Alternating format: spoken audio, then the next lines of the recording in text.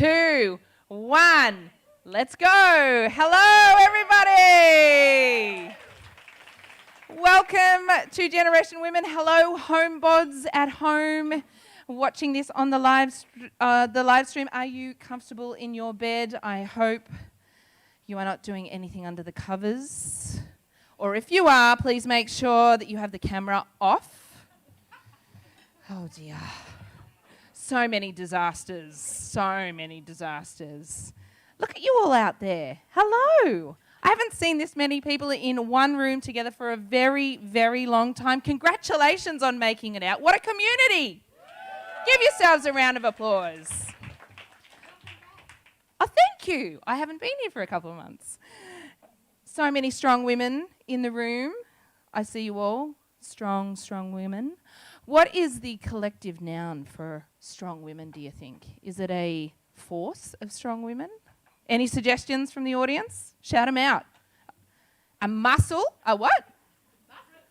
A regiment of strong women. A muscle of strong women? Any other suggestions? A what? A flock of birds. Ladies, just a couple of chicks in a room together. What about an ocean of strong women or a clitoris of strong women? How about that? Any other suggestions? Nah. 2020, hey. Can you believe it is October already? Where in the hell did 2020 go? Trump next week, I have no idea. Trump next week when he walks out of the White House, because he's going to walk out, isn't he? Yeah? Bye-bye, Trumpy. Bye-bye, 2020. You can take 2020 with you, Donald Trump. See you later, both of you. I think 2020 should be called the year of masturbation, maybe, because that's all we've been doing at home by ourselves, because we can't see anyone, we can't date. We have no friends anymore. We don't go to work anymore. We just stay home and masturbate. Or what about the year I really discovered Netflix? Or the year I manicured my fingernails 7 times in one day? Actually, would you believe that 2020 is the year of the nurse? Total coincidence, right? I think the World Health Organization was like, I see something coming down the pike. We ought to make this one the year of the nurse. 2020 would be Florence Nightingale's 200th birthday. Insane. Now, that is a woman who knew what she wanted. Is anyone out there a nurse or a doctor, by the way? There's some nurses and some doctors out in the audience. Put up your hand. I'm not going to make you do CPR. Woo! Hands together for the nurses and the doctors and anyone in the medical profession. That includes people in nursing homes. Do you guys want to stand up or is that shaming you? Nah. If anyone's choking, these guys up the back. Okay? You're probably wondering where the hell I'm going with this. Well, tonight's theme is stepping up, or the time I stepped up. And there's a definite through line of strength and resilience and power running through all of our speakers tonight. There is no doubt about that. And the theme got me thinking a little bit. While I've been hibernating and not masturbating, I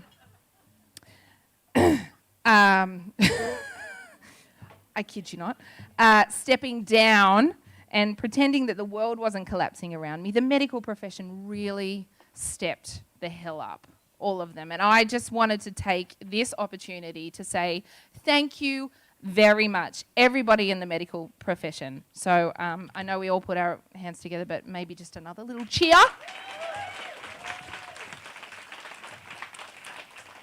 Before we go any further, I'd like to acknowledge the traditional custodians of this land and waters, the Gadigal people of the Eora Nation. I want to pay my respects to their elders, past, present, and emerging. This land was never ceded. It is, it was, and it will always be Aboriginal land. Thank you. So most of you are regulars to Generation Women. You know exactly how it works. There will be an intermission after our third speaker, and you can all go and get your wine. You can guzzle your wine. You can go to the toilet, but that's it. We are unfortunately living in fairly restricted times. So while we do encourage you to get up and do just that, please don't do anything more. We do have a hygiene marshal. I promise you he's not smelling your toes. He's just making sure you're staying in your place. Charlie will be on patrol. So just to the bar or the loo, nothing else. And for all those people at home, do whatever you like. Just keep the camera off. All right, ladies, it is time to put on the boots, to strap on the heels, to slip on the sandals. It is time to get your quads, your calves, your thighs, your inner thighs ready, not just to step out, but to step up onto the Generation Women stage. Let's get this party started. Woo! Team 20s. Claire Cow is a fiction editor for VoiceWorks and a member of Sweatshop, Western Sydney Literacy Movement. You can check out her writing on Filmmaker Mag, The Big Issue, Running Dog, and the Cordite Poetry Review. Please welcome to the stage our first Team 20s, Claire Cow.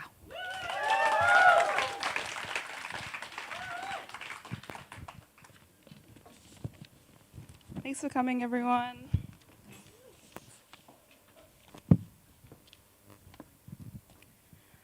When I was 8, my friends and I decided we were ready to watch real movies. Not baby stuff like Madagascar or Charlie and the Chocolate Factory, but important pieces of art. Titles we spied while browsing the shelves at Blockbuster Video or Big W.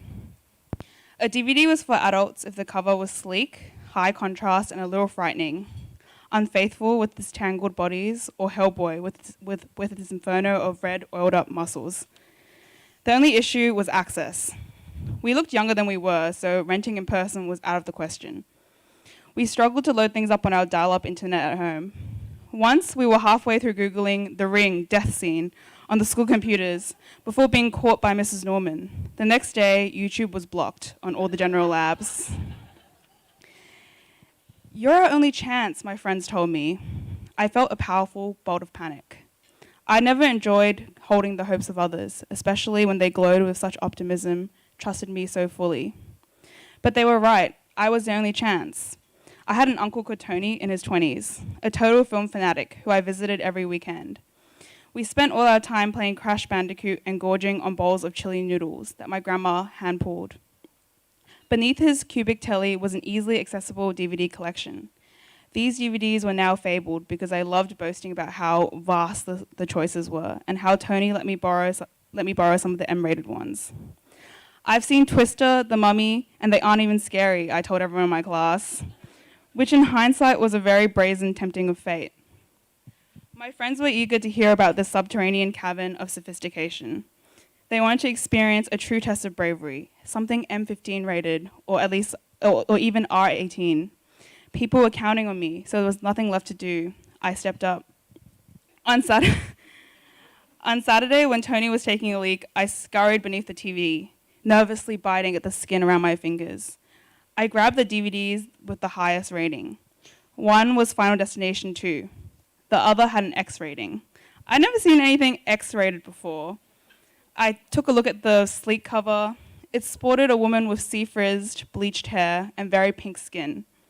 It made me feel tight and anxious inside, so I put it back very carefully and slipped Final Destination 2 inside my book bag. When Tony came back, I was already on the couch, winding my chopsticks around noodles. "We'll win this time," he told me, mussing my hair. I waited for him to notice the missing DVD, to adopt that stern voice he put on last time when he caught me trying to pinch his ciggies. But he said nothing. The heist was easier than I even thought. Over in less than 3 minutes. For the next 2 weeks, my friends came over every few days and we'd watch Final Destination 2. Characters were impaled on poles, crushed by falling window panes, decapitated by closing elevator doors. A barbed wire fence dismembers one man, while an exploding barbecue grill incinerates another. We shrieked and shoved and covered our eyes, bumping against one another like pinballs. In some ways, we did grow up during those long days with our eyes fixed on static. The looping rewatches bled the tension away from the story, the scares less potent and more cartoonish. We figured out which parts were CGI and which parts used practical effects. The strings behind all the puppetry became tangible, as if a veil had been gusset aside. But in other ways, we were still stupid kids.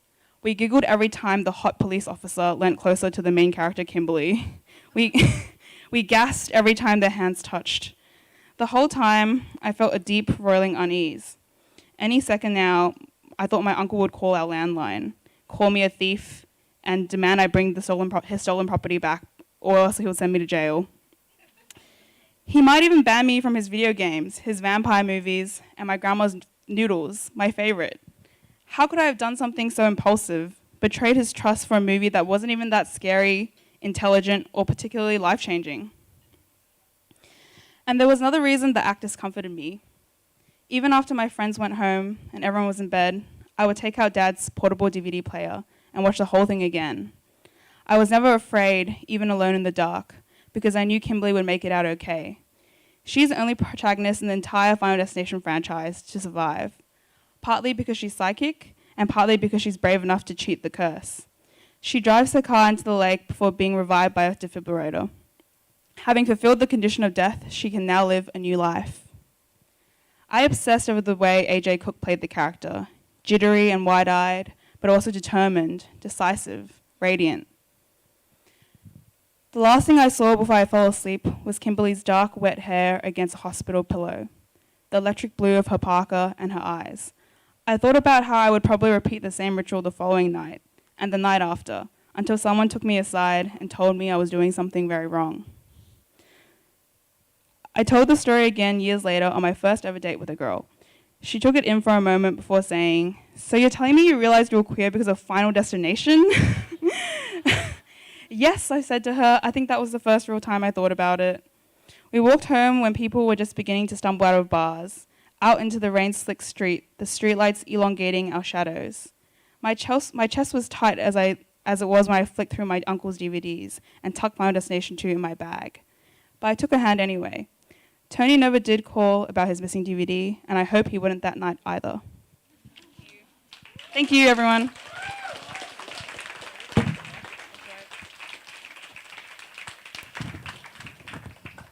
Thank you. Team 20s, everybody. Woo!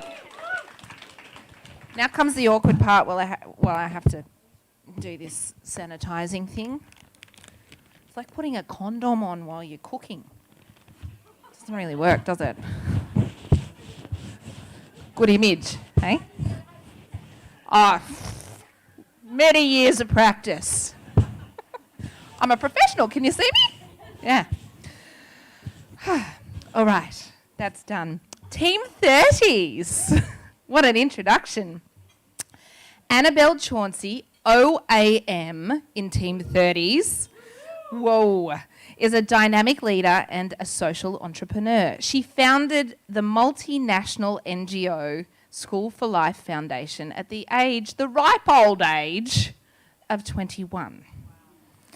She's summited Kilimanjaro twice. She's run numerous marathons and believes that her farm upbringing and her family has instilled a deep sense of resilience and determination in her. Whew. Team 30s, please welcome to the stage Annabelle Chauncey.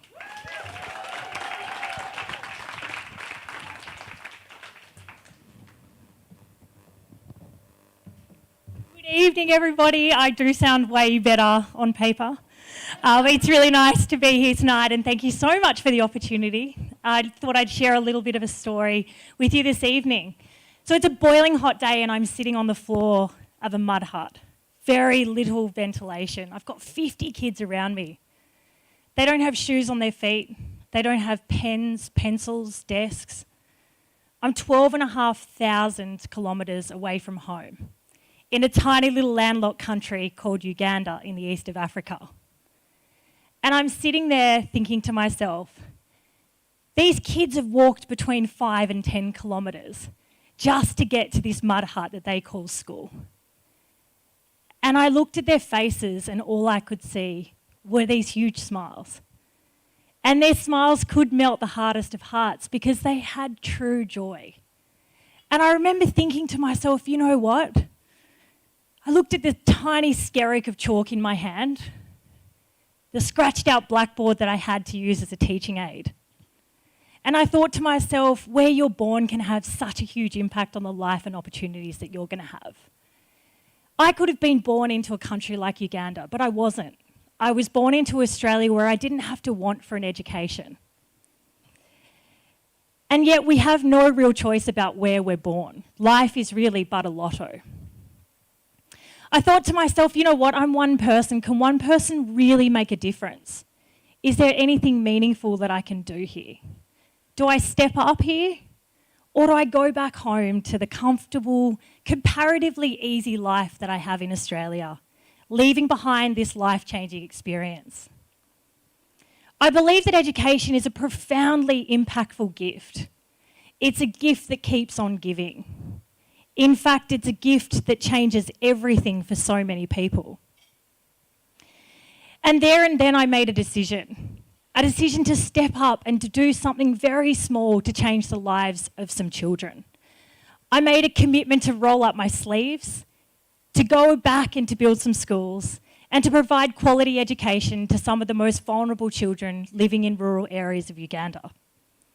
And I was excited. I was so excited. I raced back to the airport and I started scratching out a business plan on serviettes, scraps of paper, the back of my hand, whatever I could get my hands on. And then when I got home, I did the smartest thing I knew how to do.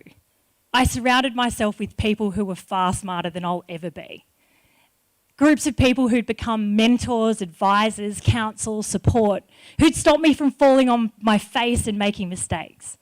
At the time, I was 21 years old, but I knew that I'd found my purpose in life, my reason for being, what was going to make me jump out of bed every day, excited to go to work. In 2008, School for Life was born. I was halfway through a law degree, full of youthful naivety and a hell of a lot of energy. And I had a big vision. That vision was to educate poverty out of existence. Now, on this journey, there have been so many times where I've needed to step up. So many times where I've felt in over my head, where I haven't been sure if I've got the voice to speak up. But I've always managed to find inside of me a deep sense of purpose. And that sense of purpose has helped me to overcome the obstacles and challenges thrown my way. So when I'm 21 years old, I was borrowing a suit from my mum, drove up in a car, pulled down my P plates, rolled into Westpac, top floor, office of Gail Kelly, who at the time was the CEO. And I thought to myself, my palms are sweating. God, what am I doing here? I looked on her desk and I saw this photo of her with a group of African children. I thought, great, I'm in with a shot. Gail, I said, please, can I have some advice, counsel, funds, whatever you can give me? And she looked at me and she said, Annabelle, I think you need to go back and finish your law degree. And you need to take on a career as a corporate lawyer. You can come back to philanthropy when you're at the end of your career and you've got some more experience. Now, maybe Gail was right. Maybe she was wrong. But what I'll tell you is that advice spurred me on. And in fact, I used that advice to fuel me on to prove her wrong. I used that advice to step up and not walk away from a challenging problem that I'd seen. But Gail's comments actually resembled so many others. So many people would say to me, come back to me when you've grown up. Come back to me when you've got your law degree. Don't come back to me at all. I think you're absolutely insane. Most of them were right. But I didn't let that stop me. And in fact, when the critics and the naysayers give you feedback, you've got to take it on board. And I use that feedback to critique the model, to adapt and shape the business, to change the way I pitched for support. By the middle of 2009, I'd managed to raise just enough funds to get back to Uganda. And I was going over to acquire land, but the first thing I needed to figure out was where was the most needy area of Uganda. So I found myself sitting on the doorstep of the Minister for Education's office. I sat on that doorstep for 6 weeks straight. And the Minister for Education refused to see me because I'm a female. So one day I took a punt. I did something really sneaky. I saw him coming out of his office walking down the hallway. And I bailed up to him. And I said, "Excuse me, sir. My name's Annabelle Chauncey. I'm here to get some information. I really want to build a school in your country and I need your help." And he looked me up and down and he said to me, "Listen here, lady.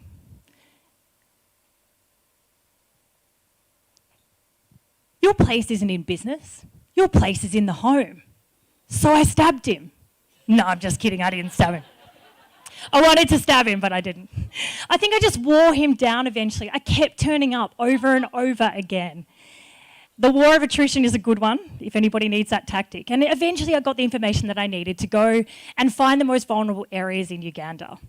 And when you undertake any new venture, there are always going to be roadblocks. There are always going to be times where you need to turn up and keep on turning up and stepping up through the most difficult challenges.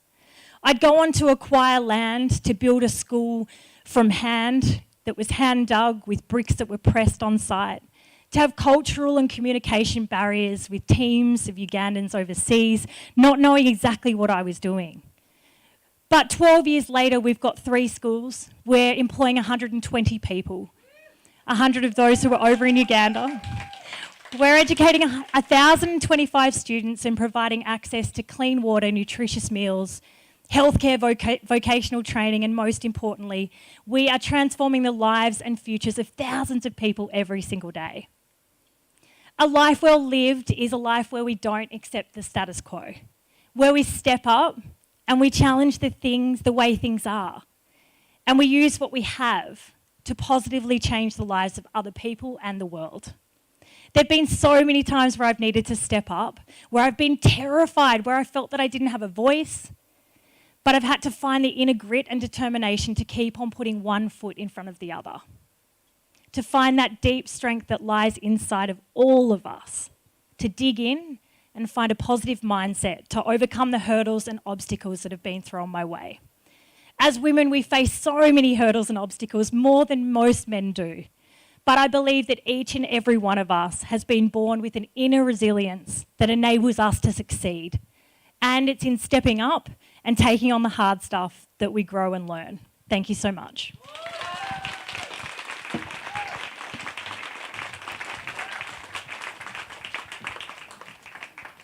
Who needs Gail, huh? Go home, Gail. Jeez. Annabelle Chauncey, Team 30s, thank you very much. Hey, who wants a bottle of wine? Does anyone want a bottle of wine? Yeah? Over there? Okay, well, if you are friends with us on Insta, is that how you say it? Is that how the millennials say it? If you are friends with us on Insta, I meant if you follow us on Insta, you'll notice that we have been running a little competition. Here I am trying to get the condom on again. We have been running a little competition where the prizes are 1, a bottle of wine, 2, live stream access to next month's show, and 3, a Too Good care package that's sitting just over there. It's got lots of lovely toiletry sort of things in it. And we are choosing the winner tonight. So if you want to, I usually say put your phones away, but like this is an exception. If you want to go onto our Insta, be our friend on Insta, generation_women_Oz, follow us, I do know the terminology, like one of our competition posts and also tag one of your friends. You do go into the draw for a bottle of wine and some other cool stuff. So do it right now. Has anyone got their phones out? Do I see you doing it? Come on, guys. Who doesn't want a bottle of wine? I'll just do some wiping while you're doing that. Good? All right. Now it is time for Team 40s. Also a woman who has scaled mountains. Petra Williams is a multi-passionate humanist with an insatiable hunger to guide women to find their red-hot truth. She does this as an international radio and TV presenter, a humour speaker, an MC, you should do my job, a businesswoman and an adventurer, scaling mountains, leading people up mountains, no less. Please welcome to the stage Team 40's Petra Williams.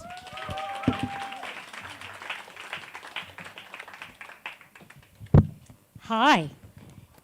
Is this okay? I heard the mic's really bit lower. Okay, how's that? I'm not blasting anyone's ears out. Hi. Well, you know, I have always been one of those women who's embraced her age. Look, and I must admit, at 43, my boobs are going south. Not tonight though, because I'm wearing my good bra.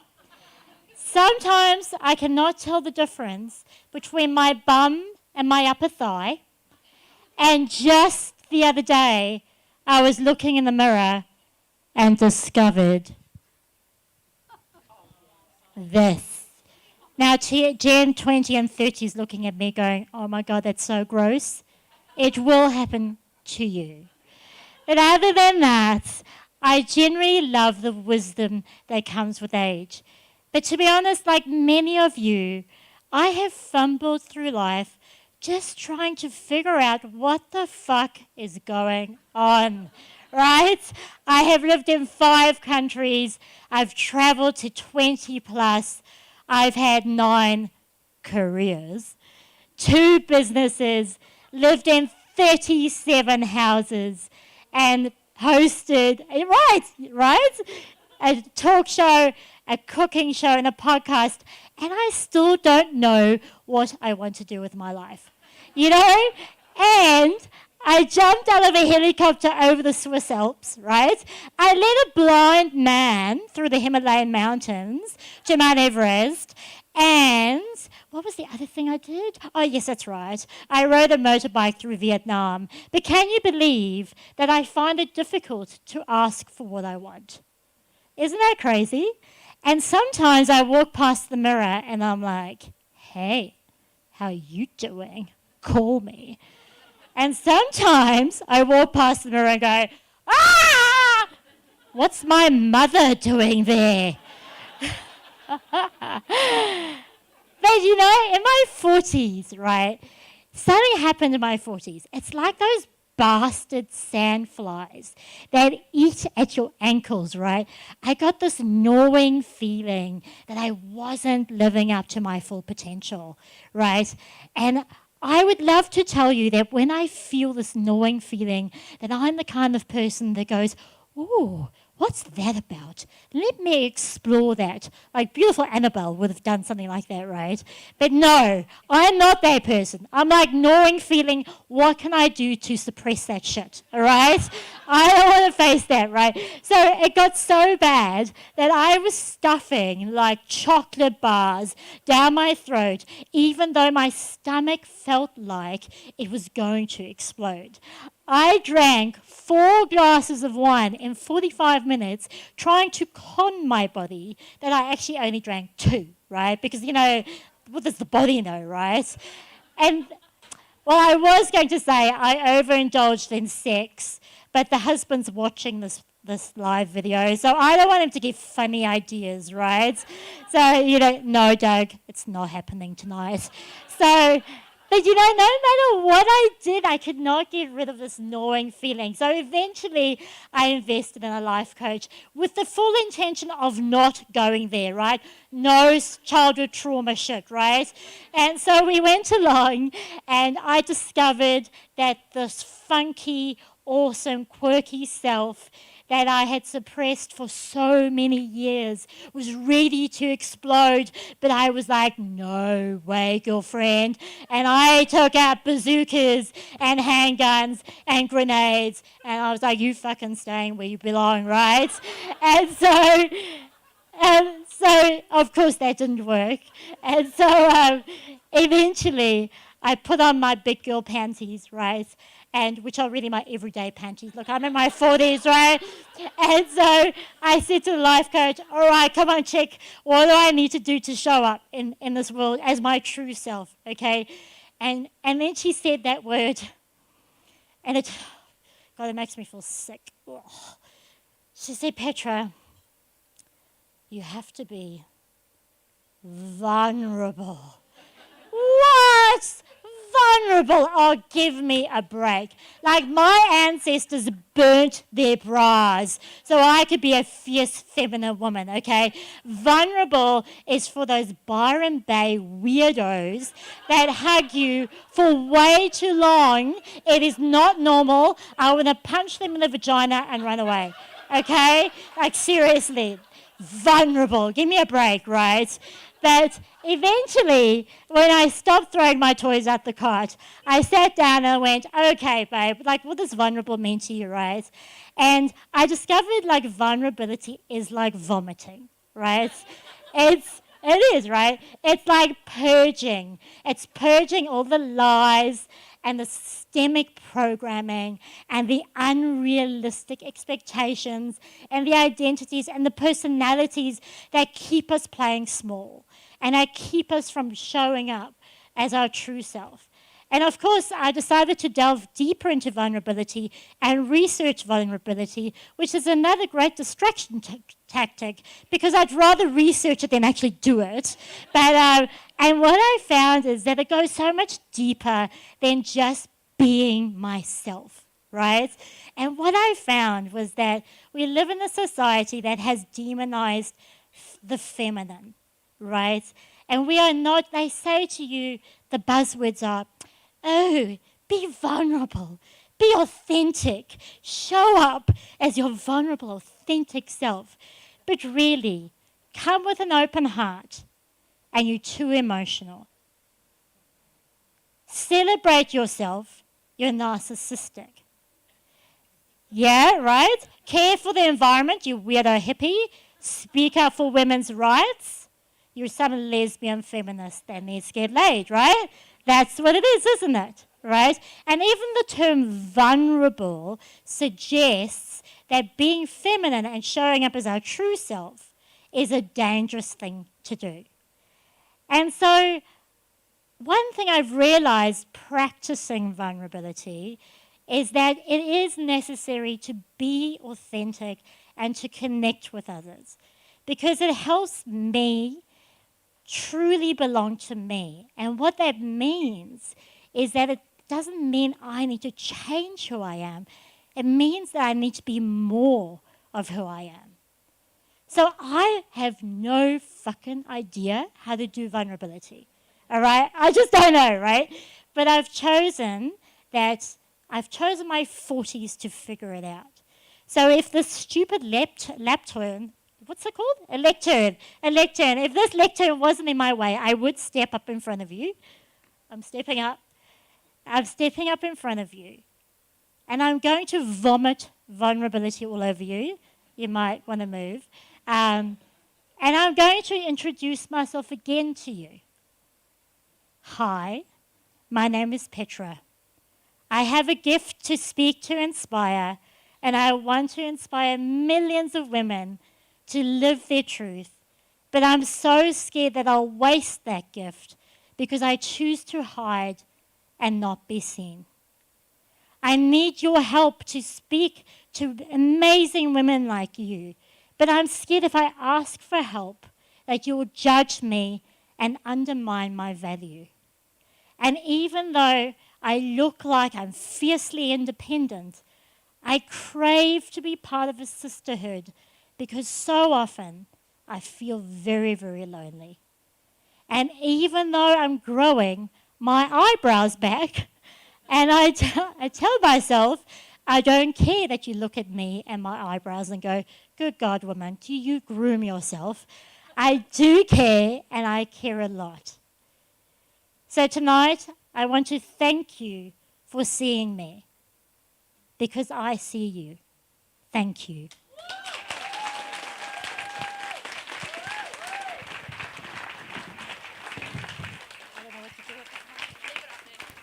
You can leave it up there. It's all right. I'll do the condom thing. Team 40s, everybody. Petra Williams. Amazing. Also, Petra, please remind me never to give you life advice. I do not want to be punched in the vagina by those biceps. Another little announcement. We at Generation Women have finally got onto the merch game. During COVID, whilst not masturbating, our producers, sorry guys, have been working very closely with 3 talented female artists, and they've been designing a series of t-shirts. And they will be available today they're available right now on our Generation Women website. So that is, I'm so bad at this part, this one here, generationwomenaus.com. Go there and you can buy t-shirts and wear us proudly around your communities. And it can either be delivered to you or we can bring it to next month's show if you like and present it to you on stage like a school assembly. So go there, generationwomenaus.com.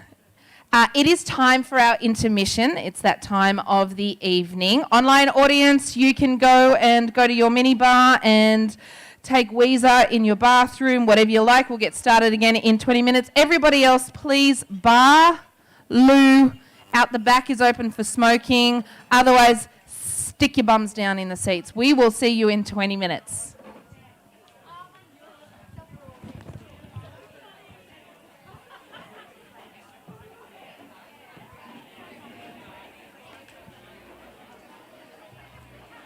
That was great, guys.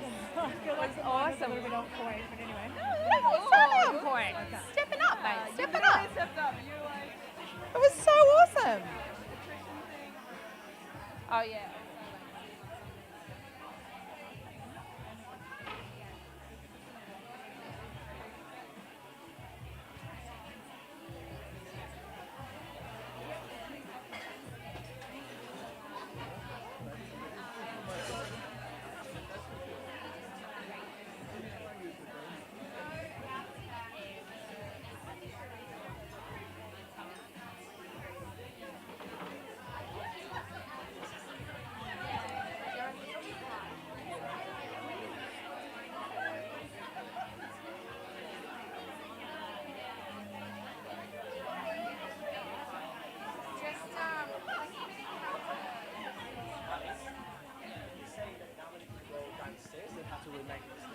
Everybody, one more tiny little announcement. Please do not go downstairs to the bar downstairs. We will contaminate them. Just stay on this level, all right? Don't go down to the bar downstairs.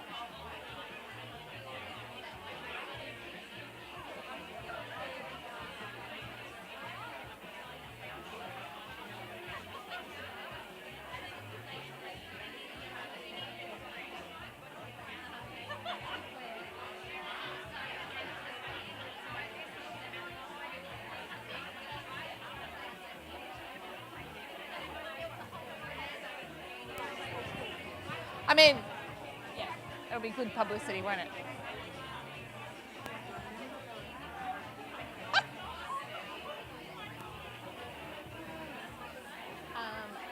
Want me to get started? Let's do it. Let's do it. Okay. Perfect. Yes.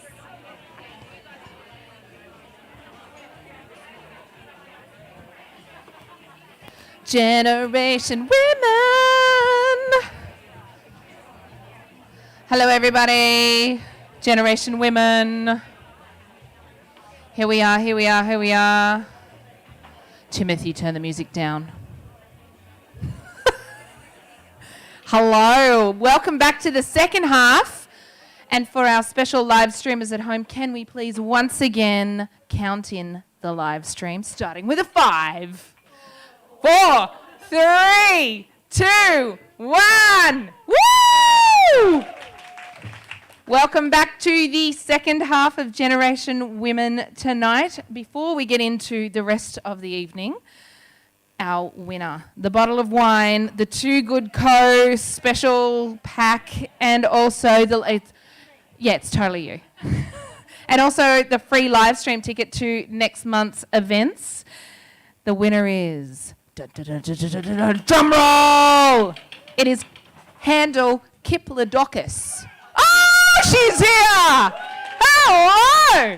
Can we actually do a presentation? Yeah, come on down. Donna, bring me over the wine. Come on. Yes. I love this. A little bit spontaneous. Come on. Woo! Here we go. Kiplodocus. What's your real name, Kip? K-A-Y. K-A-Y. Oh, well, congratulations. What are you going to do with the wine? Hopefully share it with my sister over there. Ah! Who are also... Are you guys the doctors?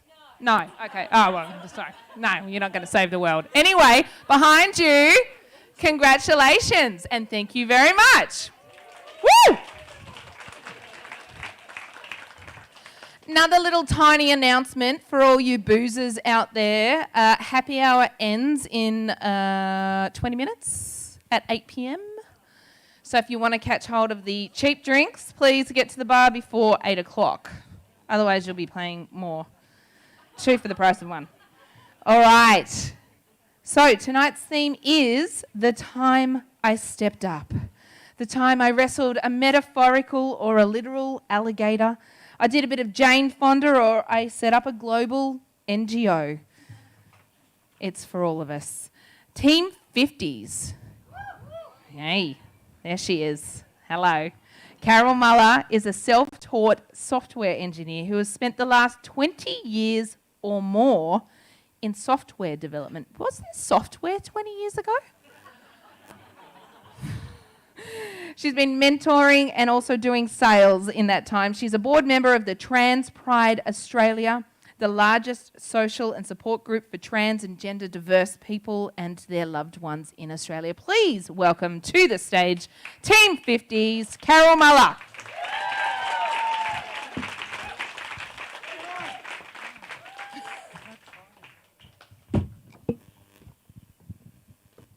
Hello, everyone. I'm going to read this because it's kind of deep and meaningful, so let's see how we go. This time last year, I was in Spain. More precisely, I was in Seville. I'd spent the day with a friend wandering around the city, looking at incredibly fresh olives, lush-looking blue tomatoes, and fat legs of Iberian jamón hanging in the Mercado Loña de Barraco. Later, we marvelled at the priceless frescoes on the ceiling of the chapel in the Hospital Les Venerables. That was our 3rd day in Seville. We'd already spent 3 days in Barcelona, and the next day we would be in Marbella on the Costa del Sol, where we would stay for 12 days. I was in Marbella for facial feminization surgery. There is a clinic there that is the best surgeons in the world for this procedure, which reshapes parts of the skull as well as other facial features that are affected by years of testosterone. Surgery was in the morning of the 31st, Halloween. And by the end of that day, I was bandaged up like the mummy.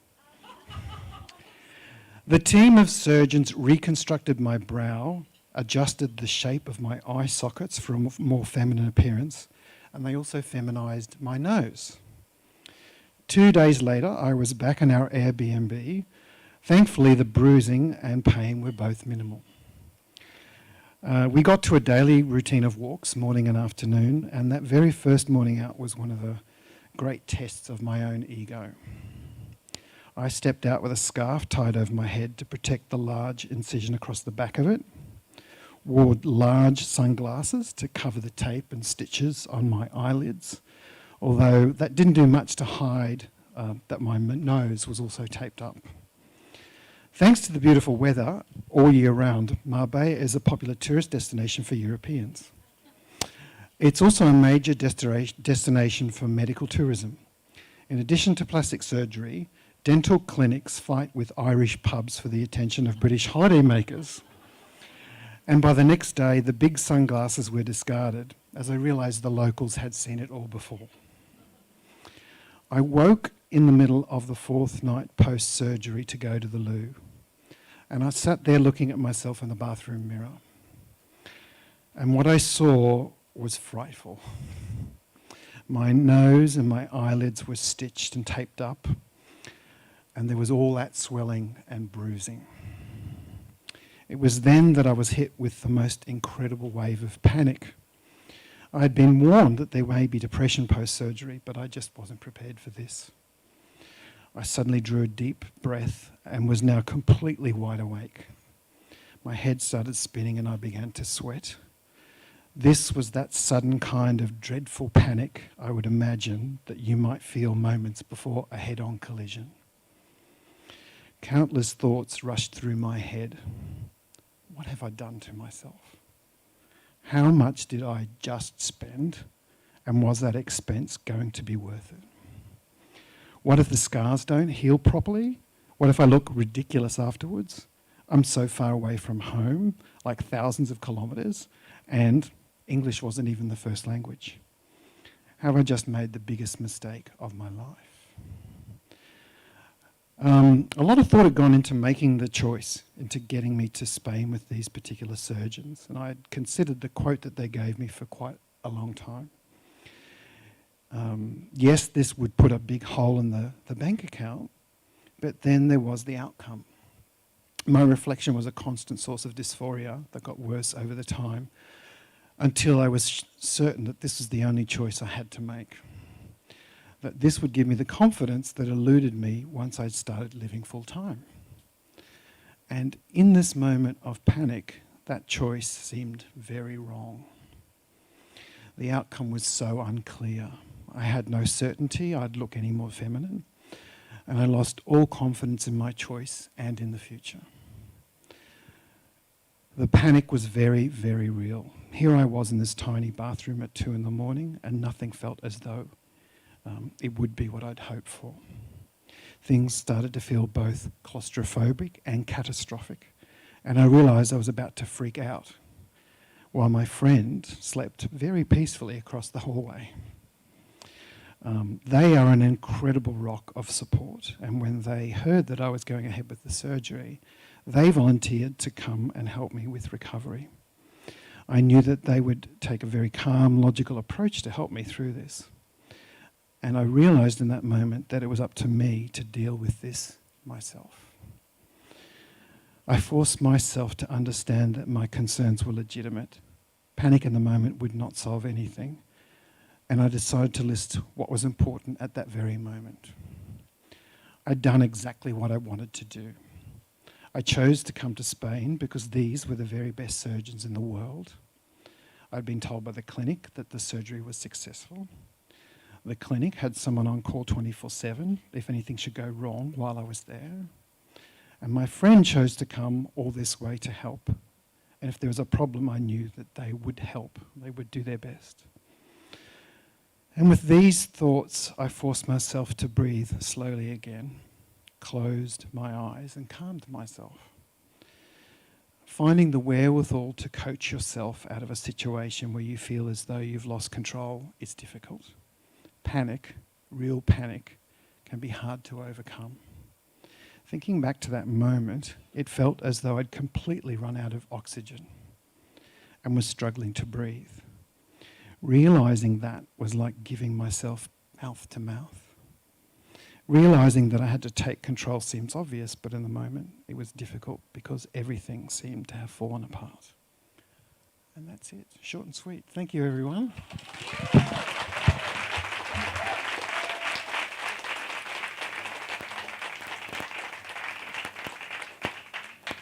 Thank you, Carol. I didn't have to boot you off the stage. No wrestling tonight. Thank you for that really brave story. Team 50's Carol Muller.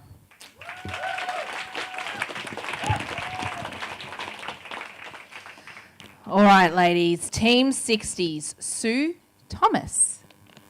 She emigrated from England as a girl and lived as a workaholic in the eastern suburbs of Sydney. After a career as a librarian, I'm just going to stop this for a second. After a career as a librarian and a part-time ticket seller, she discovered comedy. Now she enjoys cult status as one of the weirdest. Really? You're the weirdest. Weirdest comic storytellers in the inner west. Please welcome to the stage Team 60's Sue Thomas. Stand by. Sorry. There you go. It's good when people lube your microphone for you. I suppose you're pumped, aren't you? Yeah. So am I. Yeah, but not as often as I'd like to be.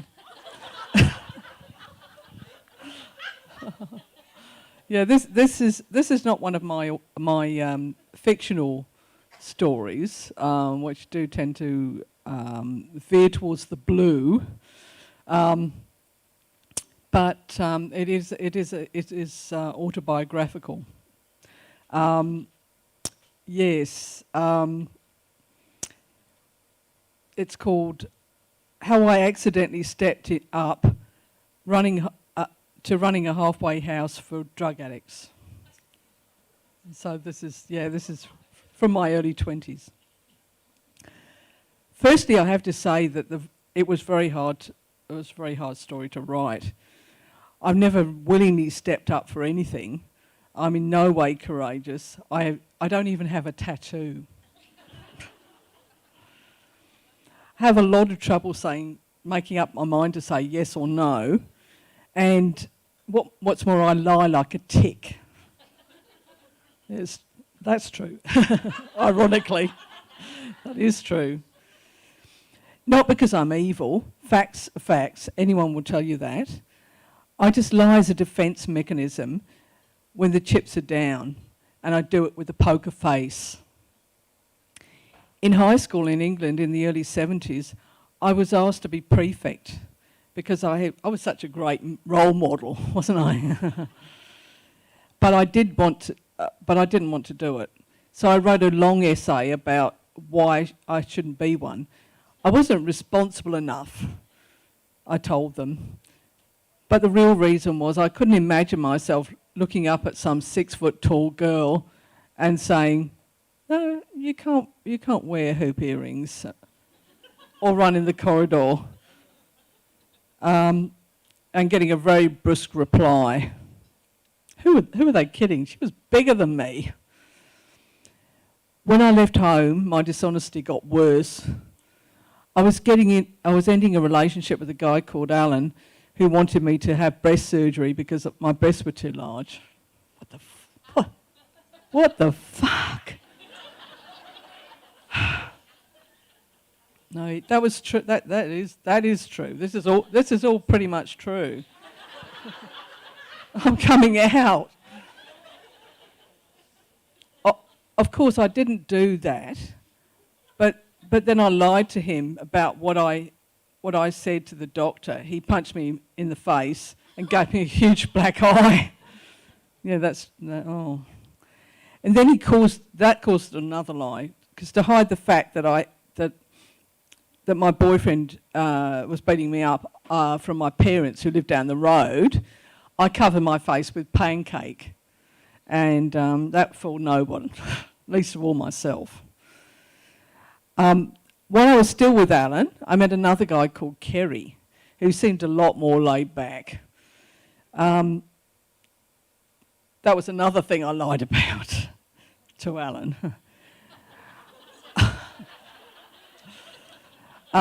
Yeah, I'll do anything for sex, including lie. Let's face it. After a very short time, we moved in together. We had a flatmate called Jim, who was very attractive, very sexy. Yeah, we had sex when Kerry was out, stone cold, on drugs. Yeah. Another thing I lied about. One time, Kerry took me aside and said something, I have something to talk to you about. And I thought, oh my God, he's found out. And then he said, don't call Jim a wog, because Jim was Italian. Yeah, that was a bit of the lucky escape. But I'm getting ahead of myself. Kerry was a great kisser. Yeah, he didn't hit me, and he actually was very good at cooking, so that's great. At first, our life in the spacious, beautifully decorated apartment in Rose Bay seemed one continual party. I'd never had many friends because I used to work and study such a lot. Kerry was the opposite. He had a lot of them. Or maybe that was just because he was the one selling the drugs. Yeah. Very soon things started to turn bad. I was paying for all the drinks and the food and most of the rent, and ultimately a stereo and a car. This is the bullshit you get fed. If you live with somebody, you have to trust them. Yeah. As I handed over $2,000. So good on me. Very soon things started to turn. Oh yeah, I've done that bit. Sorry. That's another key thing about my personality. Despite all the lying, I still believe things that, pretty much everything that other people tell me. Spending money on illegal drugs is normal. Of course it is. Okay. As the oldest of a large family, I dreamed of a place of my own, a place that was tastefully decorated and then I could live in splendid isolation and cook gourmet meals. It wasn't turning out that way. Now I found myself living with my boyfriend Kerry, our roommate Jim, and not a friend who slept on our lounge room floor, which went from a pristine white wall carpet to a dingy grey. Did we ever get our bond back? I don't know. Later, his sister also lived with us when she came from New Zealand on holiday. So it was a long way from my dream, Things started to get out of hand. He started dealing heroin. He left with the stereo and the car, which I bought him. He came back with no car. He bought a motorbike and then left again, this time for good. While he was gone, some of his drunk pusher friends arrived, claiming the stereo as part of a drug debt. Despite the hire purchase I had with the department store for the stereo, I handed it over. There were more of them than me, and I don't like to get hurt. In the meantime, my boss at the cinema had noticed an item in the local newspaper. Someone had been breaking into houses in the Rose Bay area, and there was an identikit picture, which looked a lot like my boyfriend Kerry. Yeah, he contacted the police. They wanted to interview me. So there I was in my boss's office, sitting across the room, sitting across the desk from the police. When they asked me if we'd ever had drugs in the house, I said no, because I was getting better at this. Better saying no. I was nervous, but I wasn't stupid. He had every kind of drugs in that apartment, from marijuana to speed to heroin. And because, and as far as I was concerned, I hadn't done anything wrong, but run a dodgy, very badly run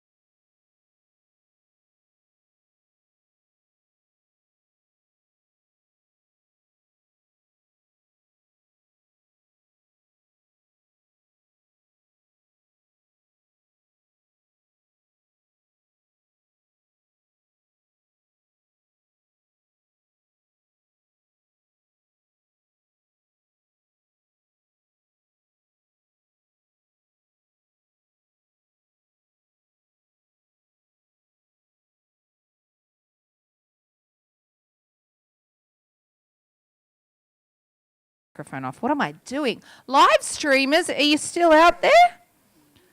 Yeah, good. I hope you're enjoying the evening. Great response.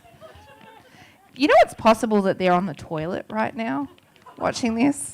So weird. 2020 is so very, very strange. All right, we have one more performer this evening. But before I bring her up, I just want to say a very, very, very large thank you to Donna Logue and Brooke Farmer, who are our tireless producers. Month in, month out, they do this. And they do an amazing job. So thank you very much. Does anyone have the time? Have you missed the happy hour, by the way? It's right on. Charlie, will you give anyone any last happy hour drinks? A local special. If anyone wants a local special, get to the bar right now. I also want to thank all of you guys for coming here. It's an amazing community and it's really special for us who organise this event and put it on. It's a really special feeling and it shows us how important this night is to everybody and how wonderful you all are. So thank you very much for making it out. All right, we are not done. It is my pleasure to welcome to the stage Team 70s. Woo! Cynthia Hartman is the author of Safina and the Hat Tree. It's a picture book and it's based on her personal career, personal cancer journey. It's a wonderful resource for young children and families who are experiencing cancer. Thank you. Come to the stage. You have props. I'm going to get out of your way.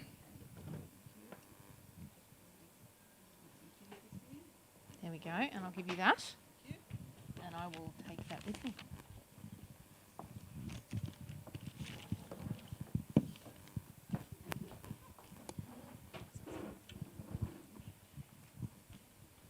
You have to step up when your fears get in the way of doing what's right. This story takes me back to the year 2002 when I was the director of a childcare centre. It was also the year that I had a diagnosis of breast cancer. Throughout that year, I weathered the treatments of a mastectomy, chemotherapy, and radiation, and seesawed with the emotions of grief, sadness, anger, despair, hilarity, exuberance, confusion, and loneliness. To maintain some semblance of a normal life, it was essential for my psyche that I attended the centre as often as my tired body would allow me. To hide my loss of hair from the children, I invested in a collection of colourful hats of different shapes and sizes. And they came from all parts of the world, from my family, from friends. And this allowed me to attend the centre wearing the hats on the days that I could get there. In this fun way,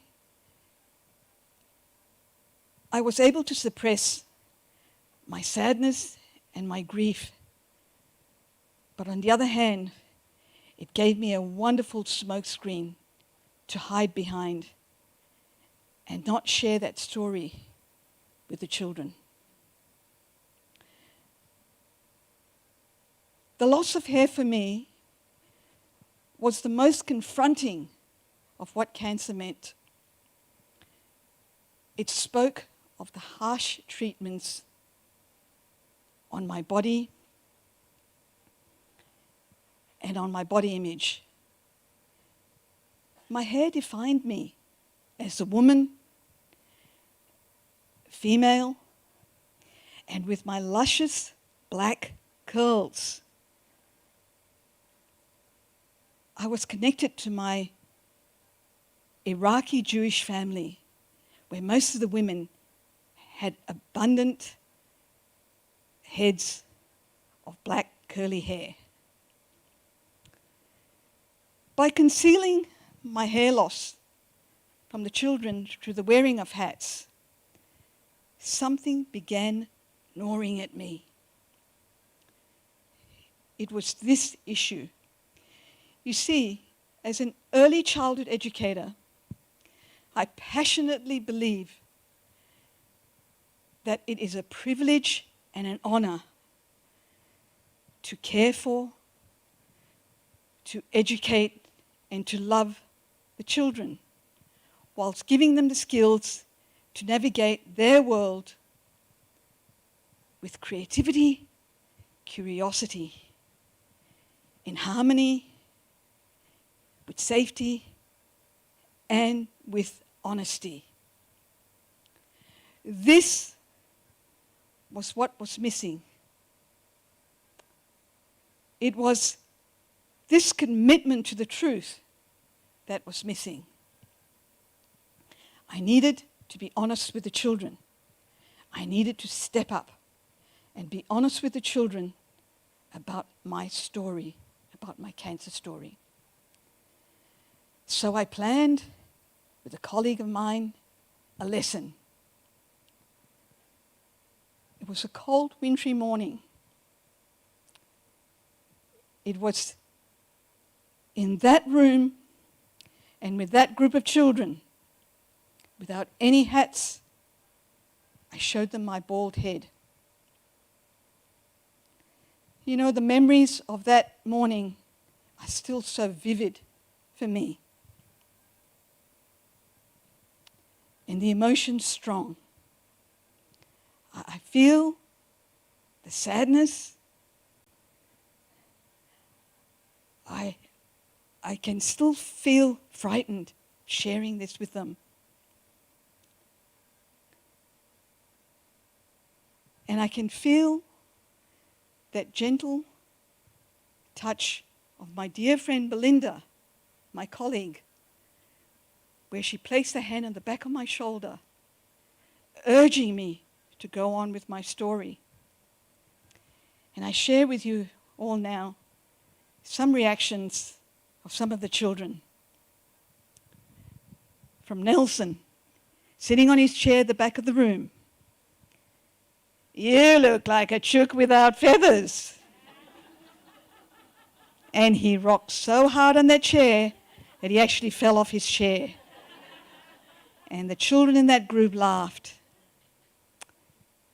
From Rosie, in the softest of voices, "Cynthia, you look like my baby brother without any hair." And from Angus, loud, determined and frank, "You look like a man." And Edwina, "Cynthia, you look different, but you're still Cynthia." Wow, huh? Wow? Yeah? You know, these unvarnished responses from the children were frank, they were obvious, they were blunt, and they were candid. What had I been fearful of? All I received from them was honesty, humor, and acceptance. And these are the things that I just love in my work with the children. They used their voices and they spoke the truth. I heard them and I listened. And this is what prompted me to take this message further. So I decided to write a book, a picture book for young children, where they could have some understanding of what cancer means in a family and how they can have adults discuss this issue with them through a picture book.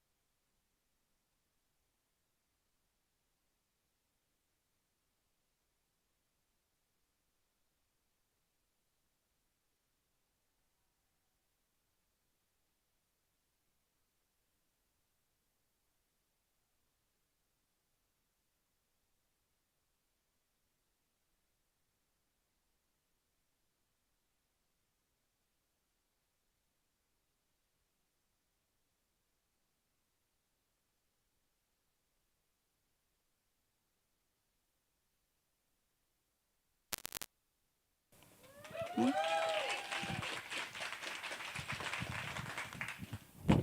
you all hear me without?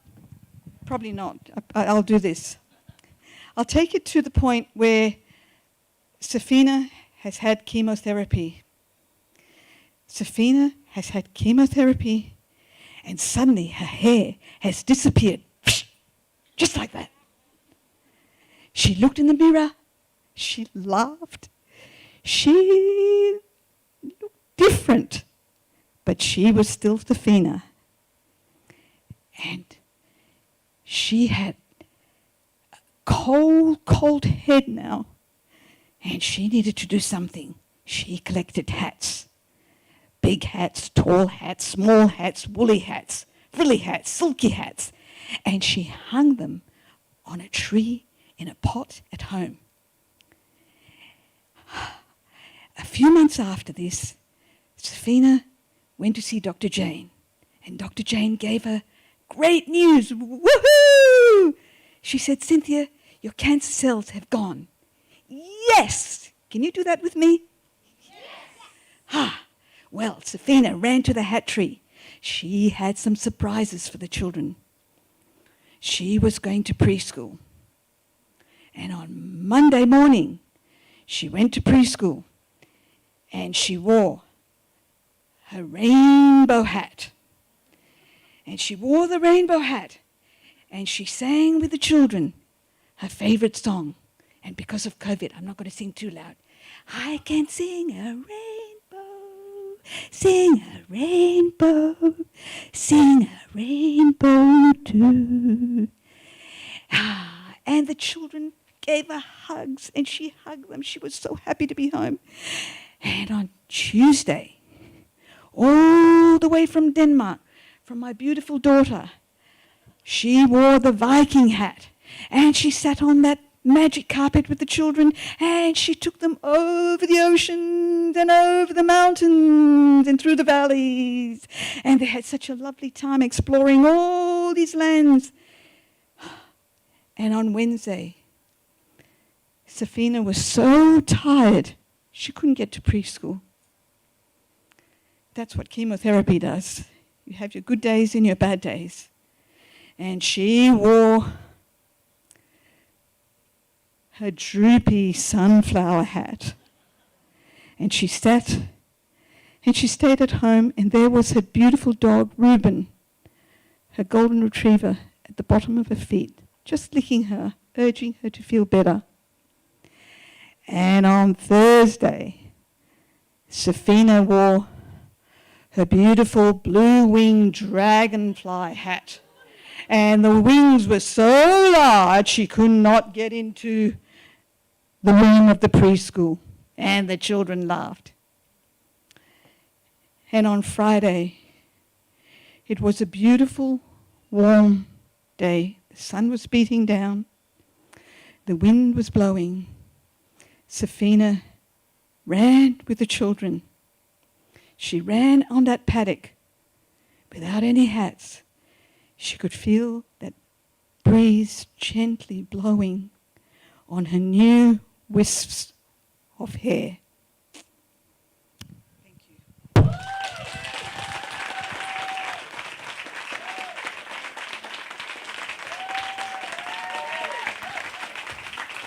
Amazing. Cynthia Hartman, thank you very much. Are you right getting down? Sorry, I cut you off. Team 70s, everybody. Cynthia Hartman. What a way to end the evening.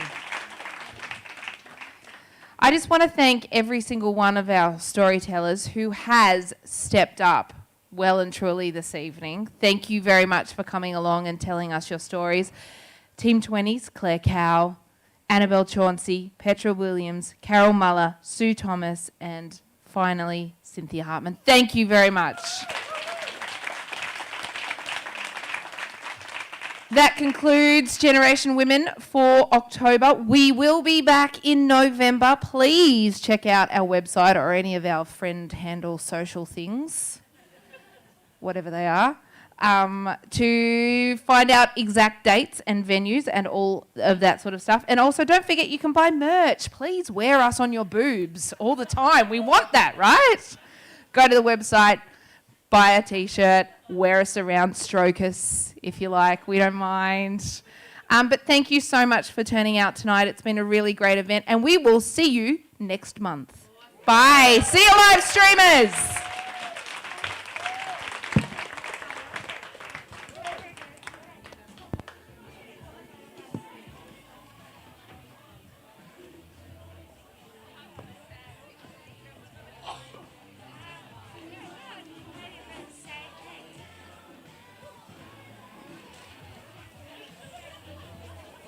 That was awesome. Thank you. Thank you so much. That was really inspiring. Oh,